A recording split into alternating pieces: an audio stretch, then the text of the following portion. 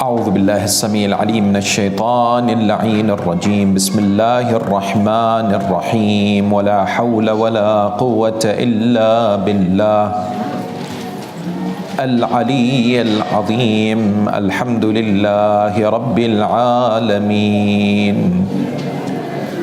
الحمد لله والحمد حقه كما يستحقه حمدا كثيرا. وأعوذ به من شر نفسي إن النفس لأمارة بالسوء إلا ما رحم ربي.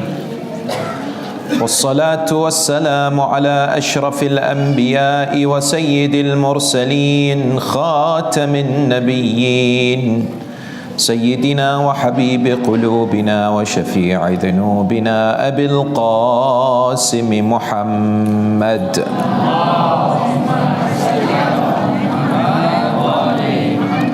وعلى أهل بيته الطيبين الطاهرين المعصومين المنتجبين. صلى الله عليك سيدي ومولاي يا رسول الله. صلى الله عليك يا نبي الله. صلى الله عليك وعلى ابن عمك أمير المؤمنين. صلى الله عليك سيدي ومولاي يا أبا عبد الله. يا رحمة الله الواسعة ويا باب نجاة الأمة. غريب يا مظلوم كربلاء. يا ليتنا كنا معكم سيدي فنفوز فوزا عظيما. بسم الله الرحمن الرحيم. من المؤمنين رجال صدقوا ما عاهدوا الله عليه فمنهم من قضى نحبه ومنهم من ينتظر وما بدلوا تبديلا. آمنا بالله صدق الله العلي العظيم. For the purification of the souls, the enlightenment of the hearts, for the hastening of the reappearance of Baqiyatullah al-A'zam, Ruhi wa arwahul alameen lahu al-fida, enlighten your souls and the atmosphere with the recitation of salawat upon Muhammad wa ali Muhammad.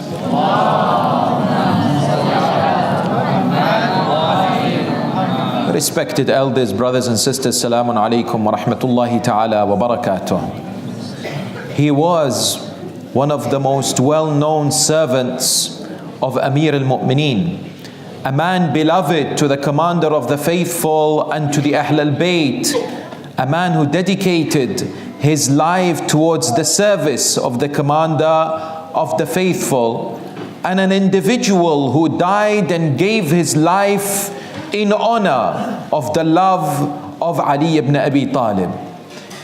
Qanbar ibn Hamdan, also known as Abu Hamdan, was one of the most well-known servants of the commander of the faithful, Amir al-Mu'mineen, Ali ibn Abi Talib, salawatullahi wa salamuhu alayhi.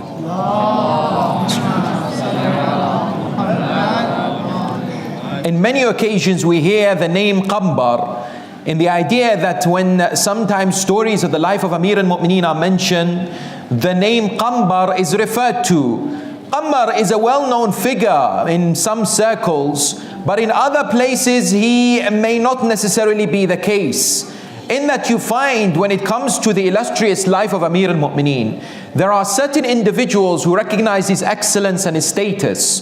These people recognize the importance of being one of the followers of this honorable individual, and therefore they associated themselves with the commander of the faithful.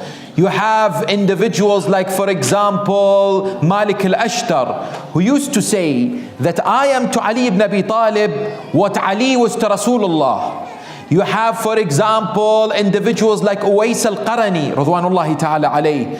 Uwais al-Qarani attained martyrdom in the Battle of Siffin, and was a man who refused to come to Kufa or to come to Medina during the Khilafah of the first 3 Khalifs, although the Prophet said that he was one of the people of Jannah, he only came to Kufa at the time of the Khilafah of Amir al-Mu'mineen, pledged his allegiance to him, stood with him, was a close companion to him, and attained martyrdom in the Battle of Siffin. And therefore you recognize that Qanbar, before his association with Amir al-Mu'mineen, was not necessarily well known, neither would he have had any legacy in his life.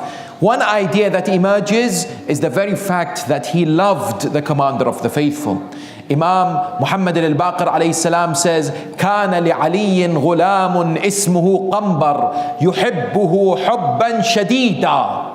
Ali had a servant by the name of Qanbar who loved Amir al-Mu'mineen excessively. And indeed, this excessive love from Qanbar is a demonstration of his loyalty, because one day it is said that Amir al-Mu'mineen left the house at night. All of a sudden he heard someone walking behind him. He turned and said, "Who is this?" Qanbar said, "It is me, O master, I am following you." Amir al-Mu'mineen said, "Why are you following me?" Qanbar said, "I wish to protect you." He said, "Are you protecting me from the people of the earth, or what will happen from the heavens?" He said, "I'm protecting you from the people of the earth." He said, "Don't worry, only that which Allah has written for me will happen to me on this earth." This is a recognition of the excellence of this person. But when you look at the lives of all the A'immah, as well as the Holy Prophet and Lady of Light Fatima, peace be upon them, you recognize that they paid attention towards the training and the schooling of whom? Of servants and slaves. Meaning back in the time, the idea of servitude or to have slaves was common. And this was part and parcel of society. It was something that society, especially in Arabia, was very much built on. And gradually Islam developed a system of emancipation, meaning the freedom of these slaves would gradually be given to them after they would be looked after they'd be honored, after their rights would be given to them. And when you examine the lives of the 14, you find that many of them had servants, but these servants were inspired. They were individuals who were mesmerized by Ali Muhammad. You start from the Holy Prophet Muhammad al-Mustafa sallallahu alayhi wa sallam. He had a servant by the name of Zayd ibn Haritha, who was gifted to him by his wife Khadija. Khadija, when she gifted Zayd, Zayd looked at the character and the personality of Rasulullah and he loved him, to the extent that his father later, whose father? Zayd, came to Mecca. And what did he do? He demanded that the Prophet hands him over his son. The Prophet said, "Very well. If Zayd wants to go back to you, I will free him and he can go back to his father." His father came to Zayd and said, "Zayd, I'm your father, please come back to me." He says, "How can I come back to you and I have discovered Muhammad? How can I come back to you and I feel the sweetness of Rasulullah? I will stay with the Prophet. That's my choice. I will stay serving the Prophet rather than coming back to you." And this was a recognition of how these people saw these holy individuals. They saw them as their fathers. They saw them as their teachers. They saw them as inspirational role models. Similarly, Amir al-Mu'mineen had a number of servants. One of them was Maytham al-Tammar. Maytham was somebody who used to sell dates. And one day Amir al-Mu'mineen saw him. When he saw him, he said to the person who owned him, a lady, "I want to purchase this slave." The lady said, "How much would you pay?" He said, "I'll pay 100. She said, "More." "I'll pay 200, more," until he reached 600, which was an excessive amount to pay for a slave. The companions of Amir al-Mu'mineen said, "This man is exceptional. Why are you purchasing him in such an amount?" He said, "Don't worry." When he purchased him, he said to him, "What is your name?" Maytham would say to him, "My name is Salim or Salim." Amir al-Mu'mineen said, "No, your name is Maytham." The man said, "How did you know?" "No one other than my mother knew my real name." He said, "Don't worry, you will discover many things that you don't know that I know." Yes? Later on, what happened? Maytham would be told by Amir al-Mu'mineen, "How would you be like when you will be asked to dissociate yourself from me?" Maytham said, "I will never do so." He said, "Very well, you will attain Shahada." And that's why when Ubaydullah ibn Ziyad came and said to Maytham al-Tammar, he said to him, Maytham, are you one of the followers of Ali? He said, yes. He said, I want you to dissociate yourself from him, bara'ah from him. He said, never. Ali is my master. I will continue with his path. He said, then I will punish you. Maytham said, don't worry. My master Ali told me, because Maytham had ilmul manaya wal balaya, the knowledge of what will happen in the future and the calamities that will befall on individuals. He said, I know what you will do to me. Ubaydullah said, what will I do to you? He said, you will place me and crucify me on a tree and you will eventually kill me. Ubaydullah said, very well, I will not do this so that I prove your master wrong. I'm not going to do it. Maytham said, let's see. Maytham was placed in the prison. With him was Mukhtar al-Thaqafi. Yes. In the prison, Maytham began to speak the fada'il, the virtues of Amir al-Mu'mineen. And Ubaydullah heard this. He said, take him out, place him on a tree. Crucify him on a tree. When he was placed on this tree that Maytham loved because he used to speak to it and say to it, I have been created for you and you have been created for me. He was placed there, what? In order to be punished. But he began and he continued to speak the virtues and the excellence of the commander of the faithful towards the people until they plunged what? They plunged a spear down his neck to come out this way, and they cut his tongue and he attained martyrdom. These are the individuals who understood the sweetness and the elixir of the love of whom? Of the commander of the faithful. And no doubt one of them was Qanbar. Indeed, when you and I recognize the status and the life of these holy individuals, we can appreciate how to follow in the footsteps of not only them, but also our Imam, the commander of the faithful, Amir al-Mu'mineen, peace and blessings be upon him. In that, if I want to understand Ali ibn Abi Talib, I need to understand those around Ali ibn Abi Talib. I need to appreciate those who understood who Amir al-Mu'mineen was. We have a narration that on the day of judgment in Jannah there is no sun. There is no light coming from the sun.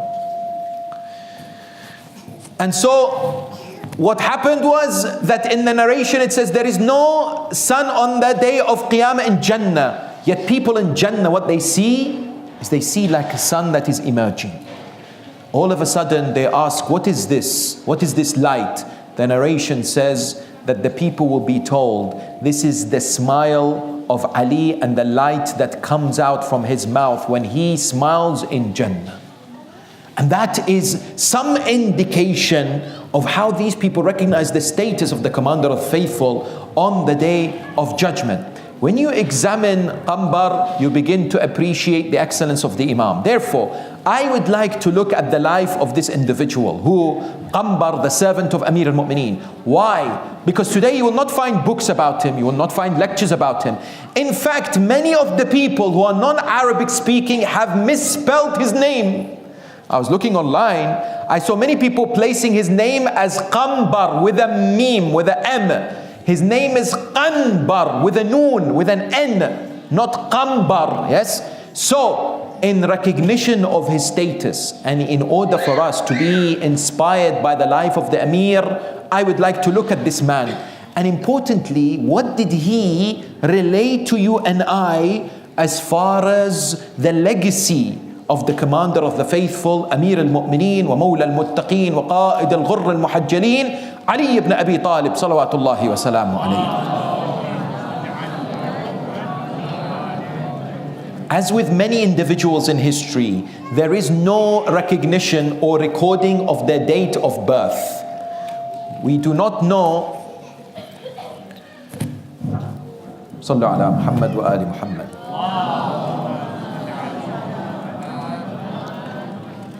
We do not know of the date of the birth of this individual. However, because he was martyred in the year 95 after Hijrah, according to narrations, and he was 75 years of age, it's likely that he was born in the year 20 after Hijrah, or perhaps a few years earlier he was born. Yet, not much is known about his fairly early few years, except that what? Except that he was purchased by Amir al-Mu'mineen. And that is where his life began to emerge. And that is importantly the first lesson that you and I need to understand. Because sometimes certain individuals, their lives transform when they associate themselves with a person who is godly. That is how we view certain individuals in history.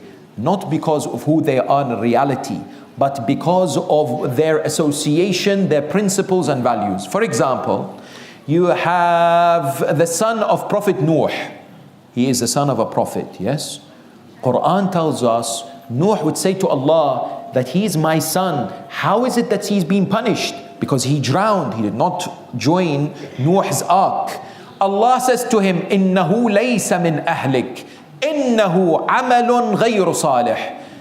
Allah says to Prophet Nuh, don't worry, your son is not really your son in the sense of the association of principles. Yes, he's your biological son, but he is not from your family of religion as such. Why? Because of his vice, because of his actions. Whereas you have, for example, Salman Al-Farisi Al-Muhammadi Ridwanullahi ta'ala alayh. Salman would be called by Rasulullah what? Salmanu minna Ahlulbayt. Salman is one of us, Ahlulbayt. Why? Because of his stance, because of his dedication and his commitment towards the path. Qanbar's life completely changed when he was taken on by Amir al-Mu'mineen. And he was known as his doorkeeper. Doorkeeper means what? Somebody who opens the door when someone knocks on the door of the house of the Imam alayhi salam. Number one. Number two, Imam sent him on important missions. He sent him on important tasks. For example, when the third Khalifa Uthman ibn Affan was being attacked, Amir al-Mu'mineen sent who? Sent Imam al-Hasan and Qanbar to defend Uthman, according to some narrations. Yes? He sent him to defend the individual from the attacks of certain people. And it's ironic that later another group of people would come, hold the shirt of Uthman and demand from Ali that he releases the killers, or say that he was complicit in the murdering of Uthman. Whereas Amir al-Mu'mineen tried to save the life of the third Khalifa. And one of the people who tried to do this in the commands of the Imam was whom? Was Qanbar. Similarly, after the Imam alayhi salam assumed the Khilafah, we are told that Qanbar was an individual who was given the treasury in Kufa. The treasury, Imam alayhi salam said to Qanbar, you look after it. He didn't say, oh, by the way, you're a slave, you're someone who without any necessarily background or lineage. No, Imam recognized that Qanbar had important qualities. He says to him, I want you to look after this. In the battle of Siffin, Imam gave him a flag. He was one of the flag bearers. And Qanbar would kill Harb, one of the slaves of Muawiyah, in the battle of what? In the battle of Siffin. Similarly, what do we find? We find that Qanbar was known as one of the Shurtatul Khamis or Sharatatul Khamis. Please understand this term. This is a group of people, several thousand of which pledged that they will give their lives for Amir al-Mu'mineen. Whatever happens, they will sacrifice their life for Ali ibn Abi Talib. Meaning what? Meaning that they had utmost loyalty. They were individuals who were trained, who were developed, who had military know-how. They were who? For example, Maytham. For example, Ammar ibn Yasir. For example, Abu Dhar, Asbagh ibn Nubata, Uwais al-Qarani. Qanbar was one of them. Sharatatul Khamis. Amir al-Mu'mineen would say, he would be proud of them because they would want to defend him at any cost. They would stand to honor the maqam and the position of the commander of the faithful. And they would sometimes execute certain criminal punishment in that particular time. In which way? We are told that, for example, certain individuals committed certain crimes, and under Islamic law at that time they were deserving of certain punishments. For example, once an individual committed a certain crime and he had to be lashed. Amir al-Mu'mineen said to Qanbar, lash him. And Qanbar did it. But he was slightly carried away, or maybe he forgot how many lashes. He was to do a certain number. The narration doesn't tell us how many. But he got carried away and he lashed him 3 times more. He added 3 extra lashes to this individual. When Amir al-Mu'mineen heard, he called that man and he called Qanbar and he said to that man, now you lash Qanbar 3 times. It's not about who it is. Justice will have to take place. And Qanbar says, that's the only time that I remember Amir al-Mu'mineen being upset with me. Yes, because of what I did in that particular place. And that's why his association with Ahlulbayt, with the Imam alayhi salam, with Imam Al-Hasan, with Imam Al-Hussein, with Imam Zayn Al-Abidin, peace and blessings be upon them, this association was something that he would be proud of. And later on, people would honor this association. Because there is a man by the name of Ibn Sikit. Ibn Sikit was a teacher at the time of Mutawakkil al-Abbasi. Mutawakkil was a wretched man. Mutawakkil was an Abbasid caliph who despised the Ahlulbayt. Mutawakkil hated Amir al-Mu'mineen. Mutawakkil used to mock Amir al-Mu'mineen and Sayyidatun Nisa Fatima. We are told that one day Ibn Sikit was told by Mutawakkil, I want you to go and teach my sons. I want you to go and teach my sons and educate them Quran and Islamic studies. So later, someone came to him and said to Mutawakkil, by the way, you know this Ibn Sikit? He loves Ali. He loves the Ahlulbayt. Mutawakkil summons him. He says to him, I ask you a question. Who is more beloved to you, my sons or the sons of Ali? Ibn Sikit looks at him and says, you know Qanbar, the servant of Ali? His sandals is better for me than your sons. The sandals of Qanbar are more honored for me than your sons. Do you know what Mutawakkil did to Ibn Sikit? He chopped off his tongues and later he was martyred. Yes. Such is the path of individuals who recognized the truth and associated themselves with the glorious progeny of the Holy Prophet. Qanbar was indeed one of them. He would not dissociate himself in any shape or form from the remembrance and from the following and from the association with the commander of the faithful, and loved him immensely and would speak to him or speak to people about whom? About the brilliance of the commander of the faithful, his attributes and his characteristics. That's why I would like to look at Qanbar, what he said about Amir al-Mu'mineen. When you look at him, you need to understand a man who is so close to Amir al-Mu'mineen would be able to shed light on some of the qualities of the Imam alayhi salam in order for you and I to apply it in our lives as we honor the 3 nights of his martyrdom and be able to pray to Allah to follow in his footsteps. In order for me to be able to look at myself and say that I am a true follower and a Shia of Amir al-Mu'mineen, I need to no doubt be the individual who calls themselves a muttaqi, because my Imam is the Imam of muttaqeen, isn't he? That when I call Amir al-Mu'mineen Imam al-Muttaqeen, I should be one of the God conscious so that he is my leader.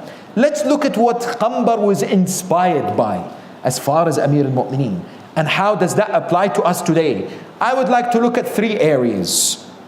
3 areas of significance and importance that Qanbar recognized that Amir al-Mu'mineen was exceptional, that he indeed had excelled. And there are more areas, no doubt, but these stood out in the life of Qanbar, and at least the narrations that come to us involved these 3 main areas. After these 3 areas, I will discuss why Qanbar was not there on the 10th of Muharram with Abu Abdullah in Ashura, because he was still alive.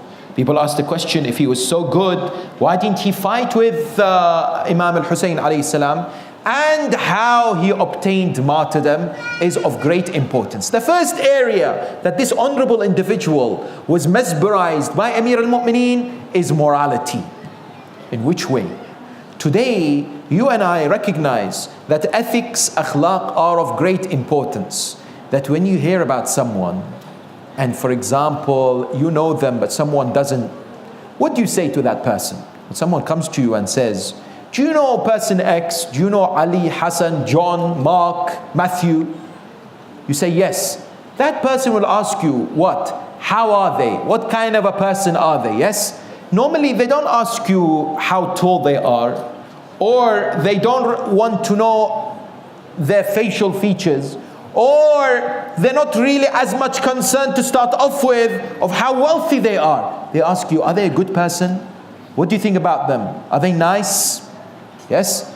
And often morality and akhlaq is the barometer and the feature by which people are identified, in which people are generally known. That is why Allah, God the Almighty, when He revealed the Quran, when He sent the final and the greatest of messengers, He identified the Prophet of Islam as what? As having sublime morality. وَإِنَّكَ لَعَلَىٰ خُلُقٍ عَظِيمٍ. You have excellent morality, standards by which human beings should seek to emulate. Yes? In the recognition that you and I need to develop ourselves in our lives and seek to correct some of the ethical traits, principles that we may have not necessarily understood in our lives and become a better individual. The Prophet of Islam says the month of Ramadan is one of them. Yes. He says the month of Ramadan, if you and I correct our akhlaq, it will make the sirat, the bridge to akhirah, much firmer. This bridge towards Jannah, it's slippery for some individuals. It has 50 stations. And we are told when an individual perfects and works hard to improve their akhlaq in the month of Ramadan, that bridge will become what? That bridge will become much more stable for them on the day of judgment. Qanbar would say that I saw from Ali ibn Abi Talib a number of exceptional moral lessons that he narrates that are of great importance to you and I. Number one, generosity. He says, one day I was with the commander of the faithful and we were traveling, and Amir al-Mu'mineen had a number of camels carrying a number of goods. He was bringing them. One of the camels was carrying food. He says, we passed through an area where there was a poor man. He came forward. This poor individual said to Amir al-Mu'mineen, he said, Ya Ali, please give me some food. I'm in need.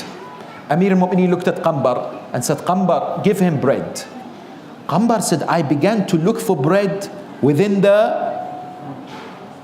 where the food was, but I took slightly longer than usual. Amir al-Mu'mineen said to me, why are you delaying? Why are you taking so much time? I said to him, Ya Amir al-Mu'mineen, I can't find the bread, but I'm looking for it. Imam says, don't worry. Give him the camel that has the food, all of it. At that moment, Qanbar realizes that he has to do this. Now he's looking for the camel that has the food. He's searching, there are a few camels. Amir al-Mu'mineen says to him, why are you delaying? He says, Ya Ali, I'm looking for the camel with the food. He says, give him all the camels. All of a sudden, Qanbar pulls the camels and gives it to the poor person immediately with no hesitation. Amir al-Mu'mineen said to him, how come you are not delayed now? He said to him, Mawla, I was told to give bread and I was delayed. Then you said, give the whole camel. Then you had told me to give the whole camel and I was delayed. Now you say, give all of the camels. I'm afraid that if I don't hurry up, you'll give me up as well. Yes? I want to give this camel all the way quickly because of your generosity. One after the other, you're giving for the sake of Allah. Yes? We are not surprised about the karam, the jood, the sakha. These are important Arabic terms. All denote to what? To generosity of the Ahlulbayt. Peace and blessings be upon them. And no doubt, generosity is a feature that it has to exist within the human being, especially the believer. You know why? Because sometimes you have people who are generous and you have people who act as generous. What does that mean? You have individuals who've taken generosity as their second nature. Second nature means what? Means that when it comes to giving for the sake of God, when it comes to helping, they don't think twice. They don't hold themselves. It is part and parcel of their nature, of their character. Yes? They immediately give. Just like how, for example, sometimes you see someone like a family member in need and you quickly go to their help. You don't think twice, shall I help them or not? A child of yours or your parents. You immediately want to remedy their concerns and their situation. No doubt, this is an exceptional quality. Another one that Qanbar says I saw Amir al-Mu'mineen has is his humility, his tawada. He says one day an individual came to visit Amir al-Mu'mineen in the house. When he was in the house, he was with his son, an elderly man with his son. So Amir al-Mu'mineen said to me, go and bring some food. I came to bring some food, to present this food to this man. He said he ate. When he finished, it was customary at that time for the servant to bring a bowl of water and to pour it so that they wash their hands. Amir al-Mu'mineen sees Qanbar trying to pour water for this elderly man. He takes the water from him and he pours it himself. That man looks at Amir al-Mu'mineen and says, Ya Ali, please, I don't want you to do this. This is not something that you should be doing. Amir al-Mu'mineen looks at him and says, why? I am not higher than you. Let me serve you. One of the characteristics of a man or a woman who understands tawadu' and humility is the desire to serve, not to be served. Our fourth Imam Zayn al-Abidin alayhi salam, when he used to go to Hajj, he used to go from one caravan to another serving the Hujjaj so that he is not recognized. Because he found and he would want to establish the quality of servitude towards others as a hallmark of the people who are humble before Allah subhanahu wa ta'ala. An-Nabi al-Akram wa Rasul al-A'zam Muhammad sallallahu alayhi wa alihi wa sallam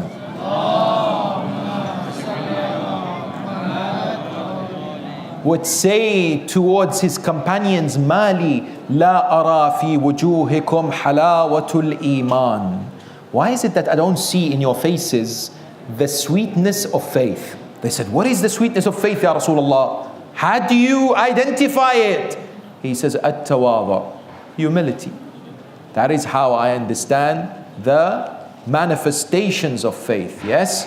And therefore, Amir al-Mu'mineen, when he did this, he said to Qanbar, but I want you to go and tell my son Muhammad ibn Hanafiya to go and wash the hands of his son. I would have done it, except because I want to honor the elderly.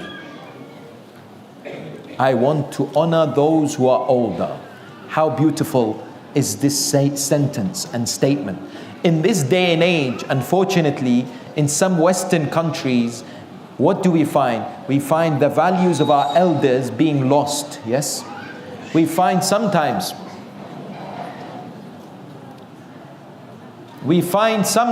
what happens?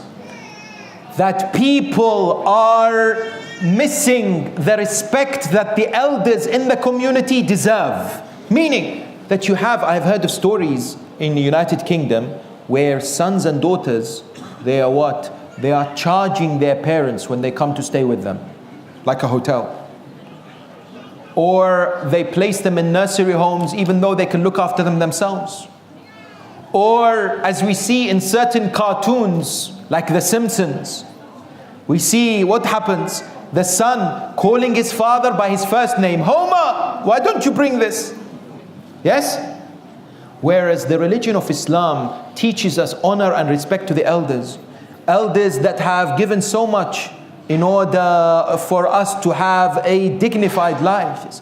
May Allah subhanahu wa ta'ala bless, for example, the elders of this community who established this particular Husayniyah, this place of worship, so that you can come, you can listen to the words of advice and remember God and worship God. They're the ones who laid the foundations, yes? They're the ones who facilitated what needs to be facilitated for you and I to be able to remember God and to honor the Ahlulbayt in the month of Ramadan and Muharram and other occasions, yes?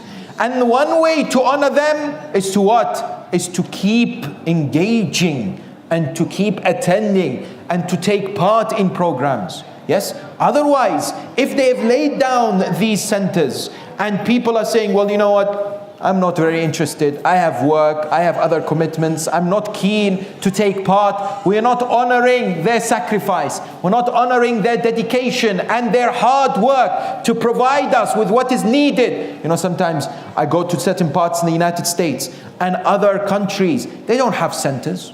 They do in their own homes, or they hire out places. Alhamdulillah, that a community has a place to remember God, to pray to God, to remember the Ahlulbayt. And this place, by the way, if it's left deserted or only a few people attend, will complain on the day of judgment.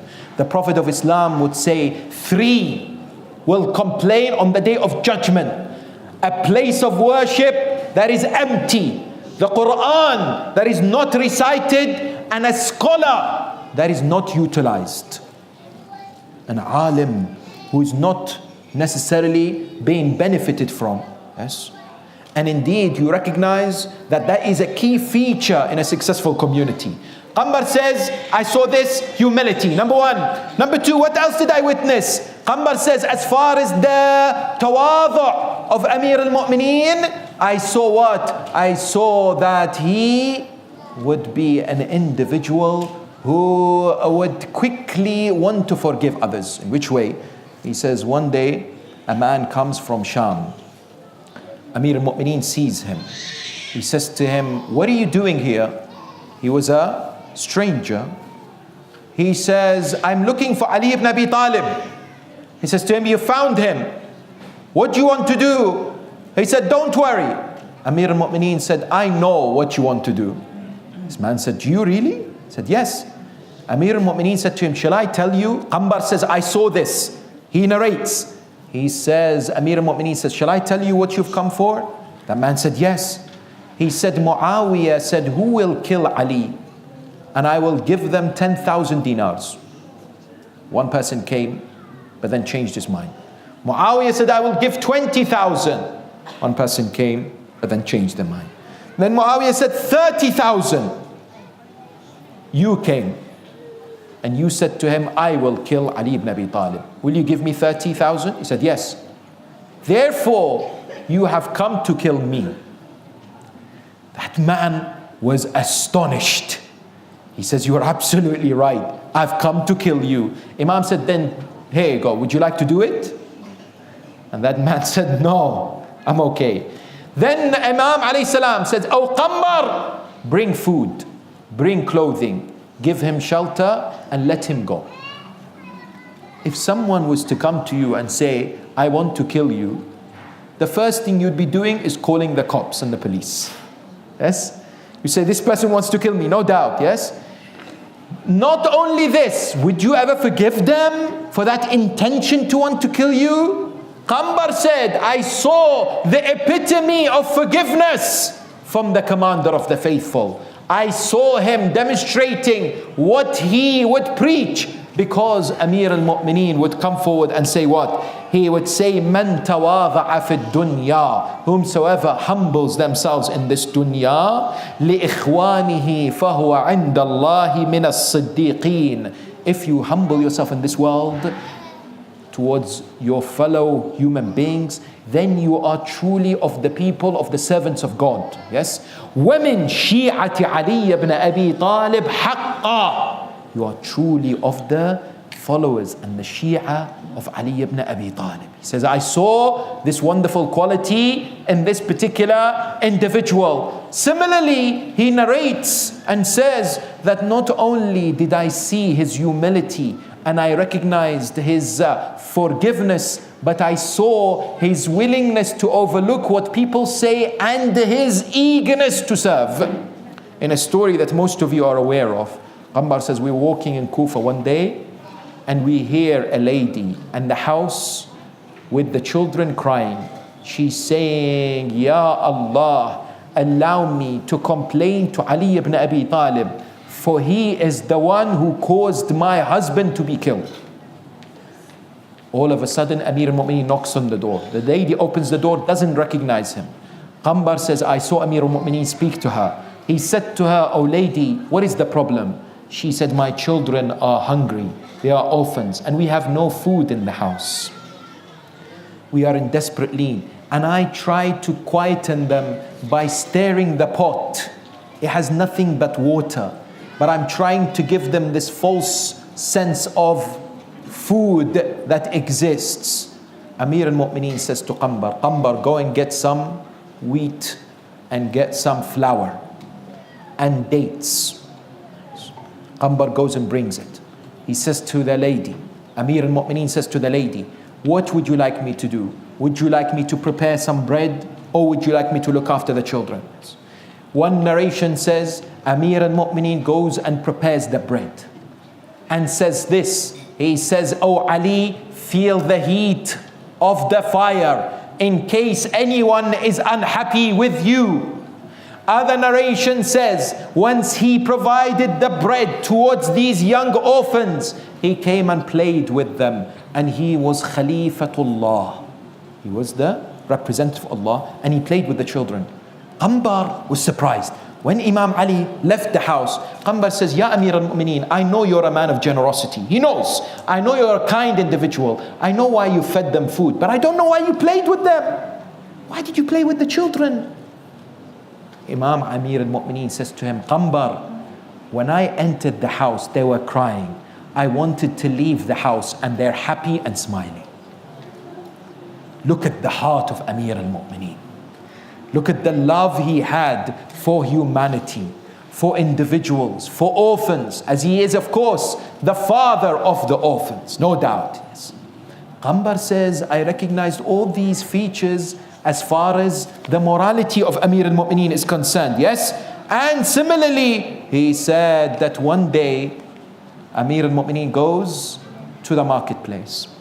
He purchases a shirt, which is 3 dirhams. And he purchases another one, which is 2. He comes, he says to me, "Qanbar, take the shirt, which is 3. I said to him, "Mawla, I'll take the cheaper one." He said, "No, because I am embarrassed before Allah that I wear something more expensive than what you wear." Look at this individual and his worldview as far as what? As far as love and compassion towards others is concerned. Qanbar said, "I saw and I learned humility and morality from whom? From the commander of the faithful." That's the first area. The second area, justice, adala. And of course, one cannot be surprised that a man like a servant of Ali would speak about the adala of Amir al-Mu'mineen. When Amir al-Mu'mineen is the voice of human justice, isn't it? When non-Muslims like George Jordak would write his famous book, Ali, Sawtul Adalatul Insaniya, Ali, the voice of human justice. Because this individual, he is what? He's a Lebanese historian and a scholar, a non-Muslim Christian. He said, "One day I was told by my father, read this book, it will help you." I took this book, it was called The Peak of the Eloquence, Nahjul Balagha. He said, I had no idea who this Ali was. I sat next to a river, close to our village in Lebanon, and I began to read and read and read until I drowned in the sea of Nahjul Balagha. And I became mesmerized by it. When I became mesmerized by it, what happened? He said, I decided I need to write something. I need to author something about this man. I went to university, then later I came back to the same river and I started writing about the life of Ali ibn Abi Talib until he authored this book, The Voice of Human Justice. He says the first community that published this book was the Christian community. They paid for it. And then later he says, I came back to my village, I went to my house, and my father was a carpenter.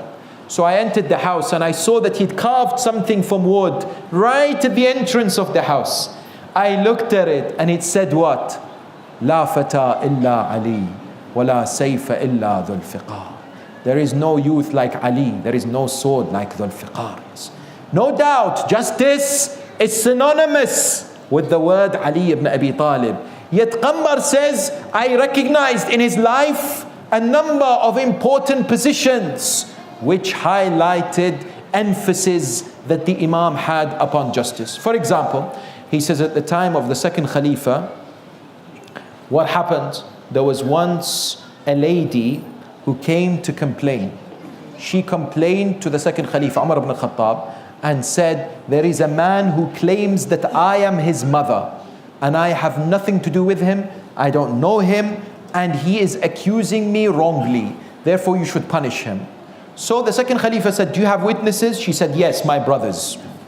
So her brothers came and testified that yes, we don't know this man. He is lying. He is claiming to be the son of our mother, and he is a liar. So all of a sudden, Umar said, very well, we will have to punish him because he is falsely alleging something. He was being taken to be punished. On the way, he saw the man that he needs to see to save him. He saw Amir al-Mu'mineen. He said to him, Ya Ali, I beg you, help me. He said, what is it? He said, I've been accused of lying, but I swear to Allah, she's my mother. And she is deceiving people. She doesn't want people to know I am her son. Amir al-Mu'mineen says, very well, come with me. He took him back.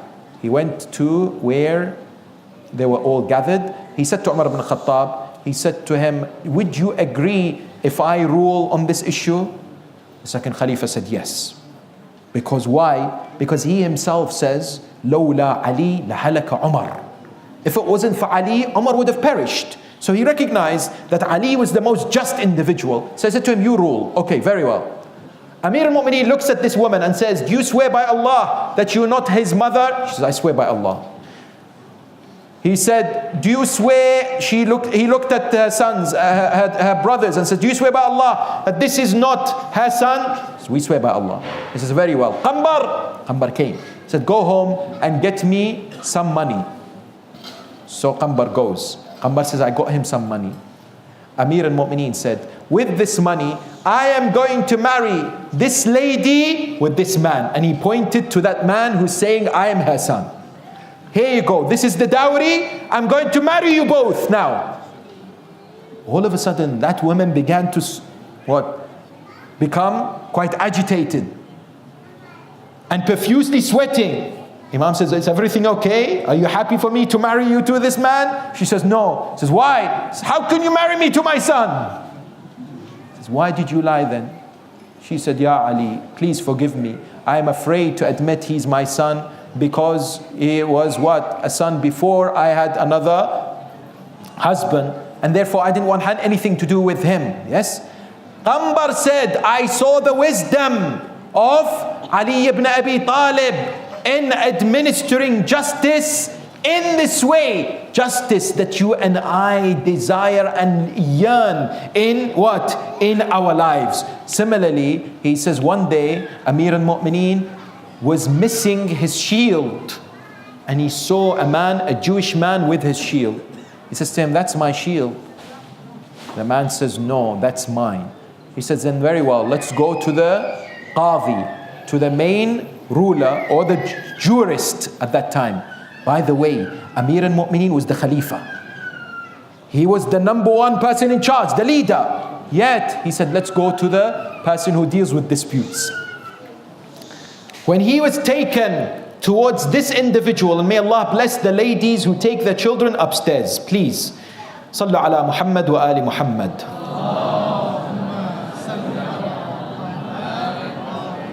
When he was taken to this jurist, what happens? He was taken with whom? With witnesses. Amir al-Mu'mineen took his son Hasan and his son Hussein alayhim salam and took Qanbar. And the Qadi Shurayh said to Amir al-Mu'mineen, he said to him, Ya Ali, who are your witnesses that this shield belongs to you? Amir al-Mu'mineen says, these two are my sons and this individual is my servant. They are witnesses that this belongs to me. Shurayh said, these two are your sons. We can't take their testimony because they're your sons. And this man is a slave. We can't take his testimony. Amir al-Mu'mineen looked at him and says, this man you call a slave, he is a just human being. And that's one of the best praise that Amir al-Mu'mineen gave to Qanbar. He says what he will say is truthful. Yet of course Shurayh would say, that's it. You don't have enough witnesses. The shield stays with that individual. That individual, the Jewish man looked at the shield. He was wondering what's going on. He is the leader of the Muslims. Yet Amir al-Mu'mineen says, fine, he can keep it. If that's the ruling, that's all. He walks away. That man calls him and says, Ya Ali, I have never seen justice like yours, that you are willing, even though that you know it's your shield, and that you are the caliph of the Muslims, and that you are the number one authority. Yet, even though this man ruled wrongly, you're willing to accept it, and you're willing for me to keep the shield. This is yours. Qanbar said, I indeed recognized the value of the adala of the commander of the faithful. My dear brothers and sisters, you and I, no doubt, are very much inspired by Amir al-Mu'mineen's life and especially his justice. Often we speak about the adala of the commander of the faithful. But we have to ask ourselves an important question. In my day-to-day life, what is the reflection of the justice of Ali to my transactions and the way I deal with other human beings? Meaning what? Please pay attention to this. In some occasions, when I deal with others, I deceive, I cheat, I manipulate because of worldly desires. Sometimes it's my own family members and sometimes it's my friends. Give you examples. Sometimes we have to intervene in disputes between people and they are blood relatives. For example, a father and the son, yes? Or he took away my money and he's not giving it back. Or the father has passed away and there is dispute amongst the sons due to their inheritance. And one is taking the other to court. Allahu Akbar. Because of a few dollars, they were to oppress the other. Sometimes some mu'mineen in the community, some brothers and sisters, they go and take a loan from someone. They give a piece of paper. Yes, I've taken that thousands of dollars from you. When it's come to time to pay it back, you ask them, what's going on? They say, oh, I don't think this or that. And they start to give excuses. Not saying genuinely that I may be struggling, please give me more time. They start to giving excuses. I remember dealing with a case in one of the countries. One brother took several £1,000 from another Muslim Shia brother. Yes? And he said to him, it's a loan. Yes? They took a piece of paper and they agreed. Later, when it was time to return it back, he came to him and said, okay, can you please give me my money back? He says, no, I didn't say it's a loan. I said it's an investment. So I put it in a business and it's all gone. But you said it's a loan. I remember. I would not have given it to you if it was investment. No. And they had to go to court, spend thousands of pounds until this brother who had given his money had enough evidence to prove that it was a loan and not an investment. But that individual who he had to take to court, a Shia Muslim brother, became bankrupt and had no money. So he lost his money. And we have many of these cases in society. We claim to love Amir al-Mu'mineen, but when push comes to shove, and sometimes there is temptation, and sometimes there is the eagerness and the love of materialism that supersedes our deeds and actions and our thoughts, not the principles of our Imam and our religion, which dictates that we must administer justice. Inna Allah ya'muru bil adli wal ihsan. Allah says, I command you to be just. Be just with your family members. Be just with your neighbors. Be just with your colleagues at work. Be just with your friends. Be just with any other human being that you interact with. Be just with the government that has given you sanctity and safety, security. Be just with the government that has given you freedom of speech. In which way? Our scholars have said, abiding by the laws of the land is obligatory, number one. Deceiving the system is haram, number two. Meaning, I am filling out an application form for insurance. And I'm thinking, if I mention something, and if I play around with some words, I'll get a little bit more money. If I don't say the truth, I'll get a little bit more money. What happens? The scholar says the money that you get as a result of this is batil, is false, is haram wealth, which has disastrous consequences on our lives, on the families that we look after, yes? Such is the strictness with regards to the justice that Islam wants the human being, the believer, to administer, starting with themselves, following on to their family, or the community, as well as society. It takes it very, very seriously. And indeed, the more we pay attention to it, the more we are closer to illustrious individuals like Amir al-Mu'mineen Ali ibn Abi Talib salawatullahi wa salamu alayhi. Qanbar says, I saw this, but one of the administrations of justice, he says, was self-control at moments of temptation. So he says one day, Qanbar says, I was with Amir al-Mu'mineen and someone came and abused me and said bad words about me. And I was enraged with anger. I was about to reciprocate. I was about to say the same things to that person. When Imam saw me become more and more heated with anger, he said to me, Da' mahlan ya Qanbar. Oh Qanbar, wait, just listen. Da' shatimuk. Just leave the person who has abused you. Why? Tardi ar-Rahman wa tuskhitu ash-shaytan. Because by doing this, you're going to please Allah and you're going to make the shaitan angry. He says, calm yourself. Don't go back and vent your anger on this individual. You will please Allah and make the shaitan furious with you. فَمَا أَرْضَ الْمُؤْمِنِ رَبَّهُ بِمِثْلِ الْحِلْمِ. Allah is not pleased with the believer like when they demonstrate forbearance. وَلَا أَسْخَطَ الشَّيْطَانِ بِمِثْلِ الصَّمْتِ. And shaitan is not angry except when we are quiet, when we can reciprocate, when we can go back and do exactly what someone has done to us. And you know, people around Amir al-Mu'mineen recognize this. You know the story of Malik al-Ashtar when he saw in the marketplace someone abuse him, yes? But he didn't say anything to him. And later someone said to that individual, this is Malik, one of the close companions of Ali ibn Abi Talib. He runs to find him in the mosque performing salah. And he says to him, Malik, I'm sorry. He says, don't worry, I was performing ruk'atayn salah for your forgiveness. Not only will I not reciprocate, but I will pray to Allah to forgive you. That is the akhlaq of the followers of Ahlulbayt. That is the akhlaq of those who have associated themselves with this pure progeny, the progeny of Ali Muhammad, who were the epitome of justice, of kindness, and indeed of generosity.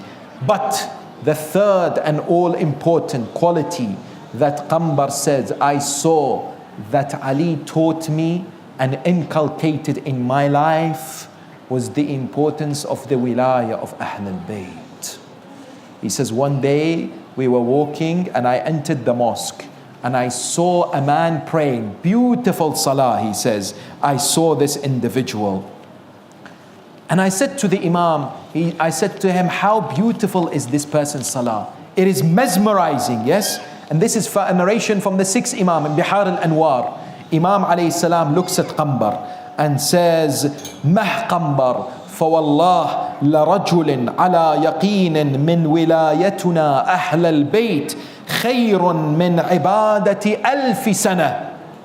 The person who is fully convinced of our wilayah, the Ahlulbayt, their worship is greater than what somebody who worships for 1,000 years. Then the Imam quantifies the statement and says, وَلَوْ أَنَّ عَبْدًا عَبَدَ اللَّهَ أَلْفَ سَنَةٍ لَا يُقْبَلْ مِنْهُ حَتَّى يَعْرِفْ وِلَايَتُنَا أَهْلَ الْبَيْتِ. If an individual prays and performs worship of God for 1,000 years with genuine recognition and the opportunity to follow the Ahlul Bayt, but they discard, Imam alayhi salam says, forget their prayers. And this is a very important concept found in our teachings, in our theology, in which way we are told that the wilayah is of great importance in the acceptance of our deeds. You say to me, how? I say to you, look at the 10th of Muharram. Look at the day of Safin, yes? Look at these examples. There are people who prayed. There are people who read the Quran, but their leaders were corrupt. At the side of Muawiyah, the leaders were corrupt. At the army of Umar ibn Sa'ad and Ubaydullah ibn Ziyad and Yazid, yes? It is not about the salah and the Quran and the practice of the faith. It is about this under the direction of a leader chosen by God. That is the main principle under criteria that you and I need to understand. Yes. And that is why Qanbar says, one day we had some guests with Amir al-Mu'mineen, and he said to me, go and buy melons. So I went and bought melons, 3 melons. I bought them to Ali ibn Abi Talib. When he looked at the melon, he opened the first one, or I opened the first one and I gave it to him. He tasted it and said, that's bitter. Then the second melon, I tasted it and it was sour. The third melon had worms in it. So Amir al-Mu'mineen said to me, Qanbar, go back to the market and purchase 3 other melons, please. So he said, I went back to the market, I purchased 3 other melons. I brought them, and Amir al-Mu'mineen opened the first one, because I said to him, I can't open it. Maybe it's bad luck with me. Every time I open a melon, it doesn't come out good. So you open it, Ya Ali. Amir al-Mu'mineen cut the first one, and it was sweet. So then he asks him, Qanbar asks him, what is this? Why 3 were sour, bitter, and had worms, and this one had sweetness to it? Qanbar is told by Amir al-Mu'mineen that Allah subhanahu wa ta'ala presented our wilayah to all of His creation, amongst which there are some of His creation that rejected the wilayah. And that is why they're bitter, sour, and had worms in it. This is a reality beyond some people's comprehension, yes? And he said some of the creation took our wilayah, and that is why they are sweet tasting, yes? This is a recognition. Qanbar says, one day I was with Amir al-Mu'mineen, we were in a place with Amir al-Mu'mineen wanted to swim. There was a water. He says he went there, he took off his shirt, and all of a sudden his shirt flew and Imam couldn't catch it. But then later he saw a sign from God. Another shirt had approached him. Qanbar says this is what narrated by Sheikh al-Saduq. Yes, Sheikh al-Saduq in his book Al-Khisal says, when this shirt came, Amir al-Mu'mineen took it. It had a note in it. Yes, in this shirt it had a note that says what? Hadiyatun min Allah al-Aziz al-Hakim ila Ali ibn Abi Talib. This is a gift from Allah towards Ali. هذا قميص هارون بن عمران. This is the shirt of Harun, the brother of Musa. كذلك وأورثناها قوما آخرين. And he then ends this letter by saying Allah inherits it for others to take. And of course the Prophet would say to Amir al-Mu'mineen, أنت مني بمنزلة هارون من موسى إلا أنه لا نبي بعدي. You are to me what Aaron was to Moses, except that there is no prophet after me. And hence you recognize that Qanbar was a man who was truly loyal to Amir al-Mu'mineen and remained loyal to the Ahlulbayt. Imam al-Hasan al-Mujtaba, he was with him. Aba Abdullah al-Husayn alayhi salam, he was also with him. In which way was he with him? He was with him in a number of places. One narration says one individual one day knocks on the door, and Imam al-Husayn alayhi salam says to Qanbar, Qanbar, go and open the door. And Qanbar opens the door, and he says to Imam al-Husayn, there is a man who is a poor person. Please, he wants help. Imam al-Husayn says, very well, give him this money. Yes. And then all of a sudden, Imam alayhi salam, when he gives Qanbar this money, Qanbar presents it. This man says, can I want more? I want more. Imam al-Husayn comes and gives him more, but he doesn't look at him. Qanbar says to him, oh Imam, why are you not looking at him? Or why did you give the money just like this with your hand? He said, he came to me with full of dignity and he had the honor. I didn't want to look at him in case he feels ashamed. Qanbar says, I learned from Abu Abdullah this quality as far as giving charity to others. Yet people ask the question, where was Qanbar on the 10th of Muharram? Did he fight with Abu Abdullah on the day of Ashura or not? No doubt he was not there. Narrations don't tell us about the presence of this individual on the 10th on the plains of Karbala. Therefore, how can we explain his absence? The only way we can explain his absence is by recognizing that history is silent about it. It hasn't been narrated to us.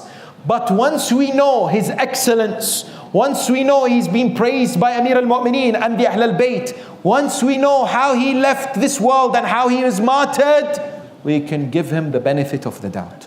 Either he was ill, or he was placed by Imam al-Husayn somewhere for a particular mission, or he was far away from Medina, he was not necessarily in Medina or Mecca with Abu Abdullah, irrespective, there must be a reason why Qanbar missed being in Karbala, similar to Muhammad ibn al-Hanafiyyah, similar to Kumayl ibn Ziyad al-Nakha'i, similar to Abdullah ibn Ja'far al-Tayyar, the husband of Sayyida Zainab salamullahi alayha. These are all individuals who were not there in Karbala, but they had genuine reasons not to be there fighting with Abu Abdullah al-Hussein. And indeed, we are told that Al-Hajjaj ibn Yusuf al-Thaqafi, he came forward. He said, I want to find anyone who associated himself with Abu Turab. Find me who is with Abu Turab. They said to him, there is a man who is still alive. He was one of the servants of Ali. He said, bring me him. They brought him, and it was Qanbar. Hajjaj looks at him and says, dissociate from the love of Ali. Qanbar said to him, no, this is my path and my Imam. I will continue on this. Hajjaj says to him, then you what? Then if you do not do so, you must dissociate from the religion of Ali. Qanbar said to him, give me a religion better than the religion of Ali and I will dissociate from it. Hajjaj says, then very well, I will end your life. Qanbar says, my master had told me that this will happen. And indeed, Al-Hajjaj would execute Qanbar at that particular juncture for him to be raised as a shaheed, as a martyr with Allah subhanahu wa ta'ala in the path of wilayah, in the path of Amir al-Mu'mineen, in the path of the love of Ahlulbayt. And this is an important part of the life of these holy individuals. They recognize that their legacy will have to be associated as far as the glorious family of the Prophet is concerned. And no doubt, Qanbar was a man who was present on the final days of the life of Amir al-Mu'mineen. And how can he be missing when he served Amir al-Mu'mineen for the majority of his life? Yes. On the night of the 19th of the month of Ramadan, 40 years after the Hijrah, we are told that Amir al-Mu'mineen was a man who would be waiting for this day. How would he be waiting for this day?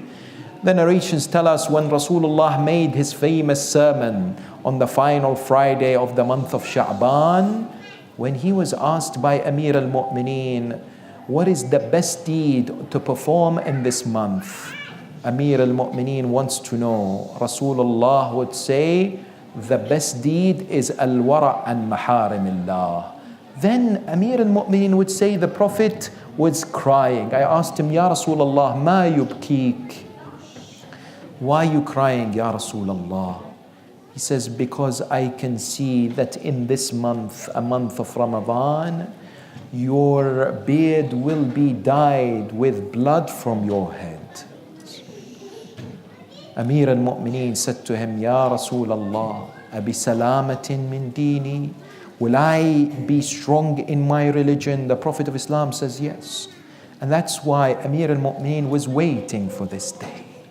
The day that the Prophet of Islam had predicted for him. And he would spend different nights with different members of his family. One night with his son Al-Hasan, the other with his son Al-Hussein, a third with his daughter Zainab. And on the night, like the night of the 19th, he was in the house of Kulthum, Radwanullahi ta'ala alayha. He was fasting. The time of iftar came. When he was presented with iftar, Kulthum presented him with yogurt, bread and some salt. He said to her, please remove one of them because I would like to meet Allah in the state of hunger. Kulthum said, I was surprised by this statement. I said to him, Abatah atan'i nafsak, oh father, are you reading the eulogies for yourself? Amir al-Mu'mineen would then look up to the skies, would look up to the heavens. Ama wallah, hiya tilka al-layla التي وعدنيها حبيبي رسول الله. He says, it is that night, yes, I know, it is that night that my beloved Rasulullah promised me he would be looking left and right. He spent that night in ibadah, in salah, in siyam, in the remembrance of Allah, the qira'atul Quran, in salatul layl. He would not go to sleep for a long period of time. He would wake up and again look at the heavens, and he would say to Allah subhanahu wa ta'ala, Allahumma habbib ilayna liqa'ak, Allahumma habbib ilayna al-maut. Ya Allah, I want you to make the meeting with you something which is desirable, something which is loving. Kulthum would say, Abatah, what is happening tonight? Tell me what is going on tonight. Amir al-Mu'mineen would say to her, I just fell asleep and I saw my beloved Rasulullah, and he says to me, Ya Ali, come towards me, you are coming towards us very soon. At the time of Fajr, just before Fajr, Amir al-Mu'mineen wakes up. He goes towards the place to perform wudu. His daughter helps him perform the wudu. He performs the wudu, then he comes to the door, but there were some birds that began to flap. There were some birds that began to scream, and he recognized that the birds were saying, Ali, don't leave, please don't leave the house. His cloth got attached to some part of the wall. He says, everything wants to stop me from leaving the house. He leaves the house. He walks towards Masjid al-Kufa. He comes inside the masjid. He wants to recite the adhan. He begins to recite the adhan. It was the final time that the people of Kufa recited and heard the adhan of Amir al-Mu'mineen. When he said, Allahu Akbar, Allahu Akbar, people woke up for Fajr. This was the beautiful voice of Ali ibn Abi Talib. They were now used to the voice of Ali reciting adhan. When he would say, Ashhadu anna Muhammadan Rasulullah, they would remember the time of Rasulullah. They would recognize there was no man close to Rasulullah like Ali ibn Abi Talib. He finished the adhan. He came down.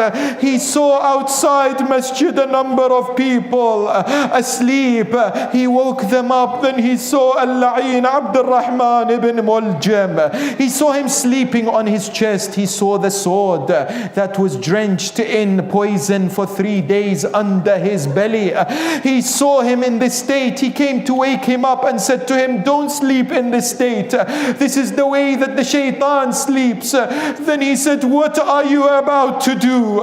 You are about to do something that will shake the heavens and the earth. Then Amir al-Mu'mineen, Ajarakum Allah, and tazda'a the Masjid al-Nabawi. These are moments that will break the heart of Imam Sahib al-Asr wal-Zaman. Ajarak Allah, ya Imam, ya Sahib al-Asr, ya Baqiyat Allah fi ardh. When Amir al-Mu'mineen came to perform his salah, Abdul Rahman ibn Muljam hid behind one of the pillars. Amir al-Mu'mineen began the salah, Allahu Akbar. He came and he recited.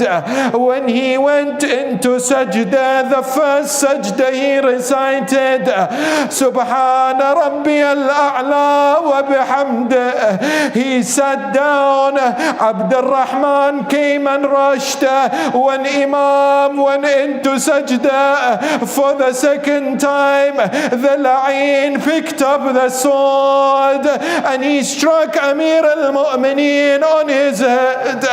Allahu Akbar. Imam Amir al-Mu'mineen cried out, Bismillah wa billah wa ala millati Rasulillah, fustu wa rabbil Kaaba. Jibreel could be heard in Kufa. Tahaddamat wallah arkan al-huda.